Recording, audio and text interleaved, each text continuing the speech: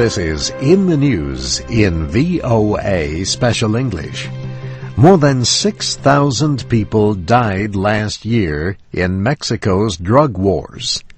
So far this year, the violence has only gotten worse. More than 1,000 people have already been killed. Police have become common targets, especially in border cities in northern Mexico. Criminal organizations are competing for control of drug trafficking into the United States. The American State Department has warned travelers about border areas. But there is some evidence that the violence is spreading to other parts of Mexico. Last month, gunmen kidnapped a retired Army general in Cancun, a beach city popular with American college students on spring break. Mauro Tello Quiñones was tortured and killed just days after he arrived in the city to fight corruption in the local police. Mexican organized crime groups not only sell in the United States, those cartels also use some of the money to buy high-powered weapons in the United States and bring them back into Mexico.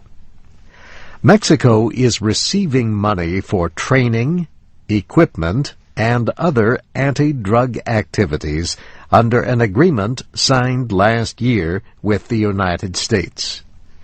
President Felipe Calderon has deployed thousands of troops for anti-drug efforts since he took office in 2006. United States officials say the growing violence shows progress by the Mexican government in fighting the drug trade. Its efforts, they say, have led cartels to battle each other for decreasing profits. Concern is growing that the violence will spread into the United States. The situation along the southern border is being called a national security threat. Congress held hearings this week. Lawmakers urged the Obama administration to increase efforts to help Mexico crush the drug cartels. Representative Loretta Sanchez from California noted that Mexico has now deployed 45,000 troops, around the same number as the United States has in Afghanistan. The United States and this Congress cannot ignore our role in assisting our neighbor and ally in this fight, and of course in preventing that violence from slipping into the United States. President Obama said this week that he is not interested in militarizing the 3,000-kilometer-long border. He went on to say, though, that he has not decided yet about requests from border states to deploy additional National Guard troops. He says the cartels have gained extraordinary power. He expects to have what he called a comprehensive policy in place in the next few months.